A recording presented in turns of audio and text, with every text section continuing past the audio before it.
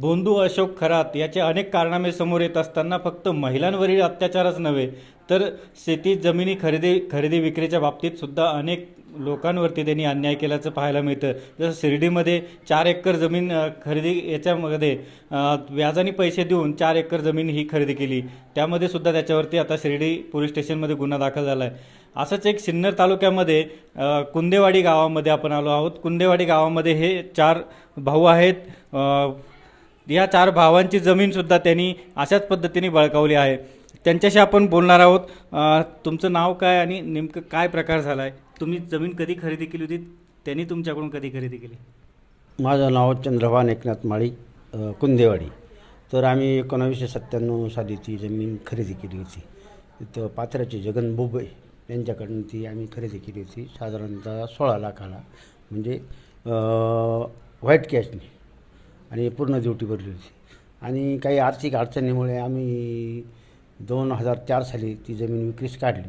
त्यावेळेस भोंदू बाबा ज्या खरात म्हणतात, त्यावेळेस तर त्याची भोंदू म्हणून अशी काही माहिती पण नव्हती आम्हाला.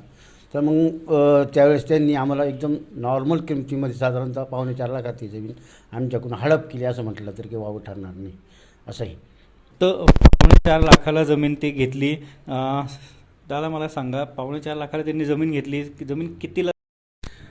आम्ही ती जवळजवळ 1997 साली 15.5 आणि खरेदी खर्च असं आम्हाला 16 लाखाला पडली ती.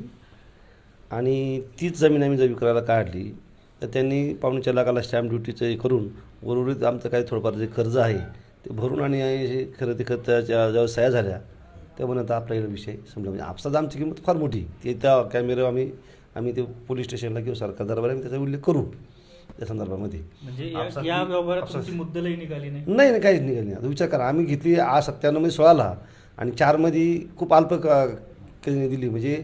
आणि त्यांच्याकडे आमचे ते उतारे पातारे आम्ही आता देतोच ना कोणाला बी.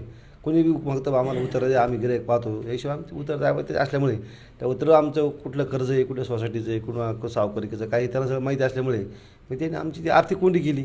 आणि त्या कोंडीतून दरम्यानच्या काळामध्ये माझ्या मुलीची घटना घडली त्याच सालामध्ये. आणि मग त्यामुळे आम्ही पूर्ण समस्येने ग्रस्त होतो. एकदा आधीच आर्थिक परिस्थितीने जाम, शेतीतून उत्पन्न मिळालं, शासनाच्या शेतकऱ्यांना अजिबात दुर्लक्ष त्या करतात करतात, तर अजिबात शासन म्हणजे शेतकरी त्यांच्या हिशोबीच नव्हता पुढे दरबारी शासनाच्या. त्यामुळे शेतकऱ्यांची माझ्या अशी काही शेतकरी ज्यांची तिथं संपून गेली आमच्यापेक्षा. पण आम्ही त्या आशानं सुसाईड न करता आम्ही अशा माध्यमातून गेलो, चला आपल्या शेतकरी आपण शिरीषाला मग जगली पाहिजे म्हणून आम्ही शेती विकून जगण्यासाठी आम्ही उदरण्यासाठी आम्ही विकण्याचा प्रयत्न केला. परंतु आमच्या त्या एकंदरीत आर्थिक विवंचनेचा आणि आमच्या स्वभावाचा म्हणजे त्या लोकांनी त्या माणसांनी पुरेपूर कोंडीत पकडला आणि कमी अल्पदरामध्ये आमच्या कोणती जमीन घेतली गेलेली. आणि त्यात ती घ्यावा हक्क त्यामुळे त्या त्यांनी रात्री अपरात्री तिथं प्रे केलेलं आहे. आणि हे अतिशय धक्कादायक गोष्ट आहे. आणि तुमच्या एकपैकी एखाद्या भावाची सुसाईड होऊ शकते, आपले घटना घडू शकते, ही जेव्हा भीती दिली मग आम्हाला अजित मुंडीची घटना घडलेली, त्याच्यात आर्थिक कोंडी, नैसर्गिक आपत्ती, शासनाचं दुर्लक्ष शेतकऱ्यांकडं, म्हणून आपल्याला कोण न्याय देणार आहे आता. मार्च टायमाला आम्हाला त्यांच्याशिवाय पर्याय नव्हता. आणि आमच्या दृष्टीकोन त्या टायमाला ते आम्हाला आदर्शभूत वाटायचे. पण आज शेतकऱ्यांची जेव्हा जागोजाग आम्ही बघतो का किती मोठी प्रमाणात झालेली, तर आमची तर झालेली असतासुद्धा आम्हाला कुठं वाचे फोडायला जागा मिळालं नाही. कारण त्यात आम्हाला साधं सामग्री नव्हती ना एवढी. तुमची आणि अशोक खरातची ओळख कशी झाली? तुम्ही त्याच्याकडे कसे गेला? तिथं त्यांच्याच रिलेटिव्ह माणसाने सांगितलं का ते साहेब करता बा खरेदी विक्रीची व्यवहार. मग आम्ही गेलो त्याच्याकडे उतारे घेऊन असं. आणि मग त्याच्यातून त्यांनी मला 2-3 वर्ष त्या डिले केला, जमीन गिऱ्हाईक लागून दिलं नाही, त्यांनी व्यवहार नाही केला. नंतर मग केला तर त्यांनी ते इशारा दिला अगदी अल्प 1100 रुपये, ते पुढे कुंजोडी फाट्यावर दिला, गाडीतच आम्हाला गाडी उतरून दिलं खाली. आणि 6 महिने आमचे व्यवहार घोळावला, पैसेच उपलब्ध नाही करून दिली. आपण ते आमचे 5-6 महिन्याचे ते बोखंडी व्याज बसलं. शेवटून जे काही बँकेच्या नोटीस त्या नोटिसाचा खर्च बिर्च तो सगळा आम्हाला पेड करावा लागला आम्हाला त्या काळामध्ये. अशी अवस्था आमच्या. आता बंधू म्हणतायत की रात्रीची तर प्रार्थना करायचे तिथं विहिरीवरती, अशा प्रार्थना व्हायच्या. तुम्ही तिथं राहिले होते शेतीवरती? हो, बऱ्याच दिवसात मी कंपनीत काम करायचो. पण ती शेती मोठी असल्यामुळे मी कंपनीत स्वच्छनिवृत्ती देऊन तिथेच बऱ्याच दिवस काम केलं.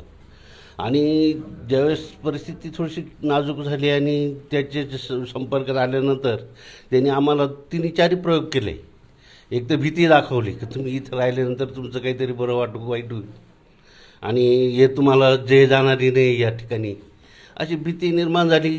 नैसर्गिक आपत्ती ह्या सर्व बाबींचा विचार करून आम्हाला ते विकण्यासाठी आम्ही त्यांना रिक्वेस्ट केली. पण त्यांनी आमचा गैरफायदा घेतला त्या सिच्युएशनचा. आमच्या बोलण्यातून त्यांना जे काही वेळ समजलं त्या परिस्थितीचं त्यांनी नाजूक परिस्थितीचा गैरफायदा घेतला. थोडं दबाव टाकून तुमचं पुढं त्रास होईल तुम्हाला असं तसं बँक वगैरे आणि आर्थिक अडचणीत आम्ही असल्यामुळे मग ते नाविलाजाने त्यांनी ते खरेदी आम्ही दिली. त्याला अपेक्षा होती आम्हाला की तो दुसऱ्याला देईल किंवा आपल्याला 2 पैसे वाढवा भेटतील. पण त्यांनी ते स्वतःच खरेदी केलून पाहिजे ते ठरलेले अमाऊंट दिले नाही आणि ताब्यात घेऊन स्वतःच खरेदी केली ती. आता हा व्यवहार 2004 मध्ये झाला आहे, मग आता 2026 आहे. साधारणतः एवढ्या वर्षे तुम्ही आता दाद मागतायत, एवढ्या वर्ष तुम्हाला का बरं? आमची परिस्थिती नाजूक असल्यामुळे गव्हर्नमेंट शासन दरबारी भांडायचं म्हटल्यानंतर सोपी गोष्ट नाही. आर्थिक परिस्थिती अधिक नाजूक, त्यात भांडायचं म्हटलं वकील वगैरे याचं फी वगैरे आणि त्याचं स्वतःचंच इतकं वजन होतं का आम्हाला समोर आल्यानंतर त्याचीच भीती वाटायची. त्याचं वजन आणि बोलण्याची जी पद्धत होती त्यालाच आम्ही निम्म घाबरून गेलो पहिले सुरुवातीला. आणि आमचे व्यवहार झाल्यानंतर त्यांनी तिथं बाकीचं हे मंदिर वगैरे बांधून हे केलं. साधारणतः ह्या सगळ्या गोष्टी ऐकल्या, तुमची आता सरकारकडे काय मागणी आहे? तुम्ही पुढची भूमिका काय असणार आहे? सरकार आता असं आहे, सरकारने थोडासा योग्य तो निर्णय करून आणि मुख्यमंत्र्यांनी मी याच्यामध्ये पर्सनली समजा भाग घेऊन आणि ती जमीन आणि आमची जमीन आम्हाला परत करावी ही शासनाकडे आमची विनंती राहील. असे कारण त्यांनी आज आम्ही भूमिहीन आहे, आम्हाला कुठलेही गुंठा बी जमीन राहिलेली नाही. म्हणजे जमीन घेताना बी जमीन दिल्यानंतर बी त्याची जी भोंदूगिरी आमच्यावरती अजूनही बी कायम आहे. जमीन विकली तरी आम्हाला त्याच्यातून आम्ही ह्या परिस्थितीतून बाहेर निघालोच नाही. म्हणजे एकंदरीत त्याचे आता म्हणजे त्याच्या एकंदरीत ज्या जादूटपणा म्हणामुळे का कशामुळे काय अजूनही आम्ही एक बी स्टेबल माणूस नाही. आम्ही चौघे भाऊ होवे ना आर्थिक विवंचनेमध्ये पूर्ण सापडलेले असं आहे. सध्या ती जमीन कुठे आहे? त्या जमिनीवरती काय? जमीन आता मिरगाव इथे घेतलेली आहे. तो 33 बिघ्याचा गट आपला 33 बिघ्याचा म्हणजे 6.5 एकरचा 16.5 एकरचा गट येतो. आणि आम्ही जमीन घेतल्यानंतर त्यांनी ते ईशानेश्वर मंदिर, त्याच्यानंतर ते फार्म हाऊस, त्याच्यानंतर तिथं ते बाकीचे बी त्यांनी चाळी वगैरे जे असेल ते त्याला जे गरज वाटल्यास त्या पद्धतीने त्यांनी बांधले. आंब्याचे झाडं वगैरे दिसत आहे. आम्ही ते मी काय ते जमीन विकल्यानंतर त्या जमिनीमध्ये एकदाही गेलो नाही. तर त्या जमिनीमध्ये आता काय नाही तिथं काही मला काही एवढी आयडिया नाही. पण फक्त मीडियावरती बघतोय बा असं दिसतंय तिथं. हे तिथं आपल्याला काही मी तिथं गेलो नाही एकदा त्या क्षेत्रामध्ये. पण एक आहे ती जमीन आहे ना, त्या जमिनीला खेटून एक ती नदी जाते जाम नदी. तर ती नेमकी त्या जिथं त्यांनी मंदिर बांधलं ती ईशान्य दिशेनं वाहती. तर त्यांनी ती हेरलं ह्या विहिरीमध्ये आणि आपल्या नदीमध्ये ते ईशान्य दिशेला वाहते आणि तिथं ते ईशान्य दिशेला वाहत असल्यामुळे त्याला ती जमीन कुठल्याही परिस्थितीत कशाही पद्धतीने ती त्याला हवीच होती. त्यामुळे तुम्हाला त्रास देऊन ती जमीन त्याने ते सगळ्या गोष्टीचं अवलंबन करून म्हणजे भुंदगिरीचा किंवा बाकीचा याचा त्या सगळ्या गोष्टीचा हे करून आणि त्याने ती जमीन आम्हाला भ्रमात पाडून संमोहित करून त्यांनी ती खरेदी केलीच. कारण ती त्यावेळेस ती ईशान्य त्या ठिकाणी मंदिराजवळ ती थोडी ईशान्य दिशेनं तिचा प्रवाह वाहतो. तर त्याला ते बघितल्यानंतर त्याला कुठल्या परिस्थितीत जमीन हवीच होती. त्याच्यामुळे त्यांनी सगळ्या गोष्टीचा अवलंबन करून ती जमीन आमच्याकडून ती खरेदी करूनच घेतली.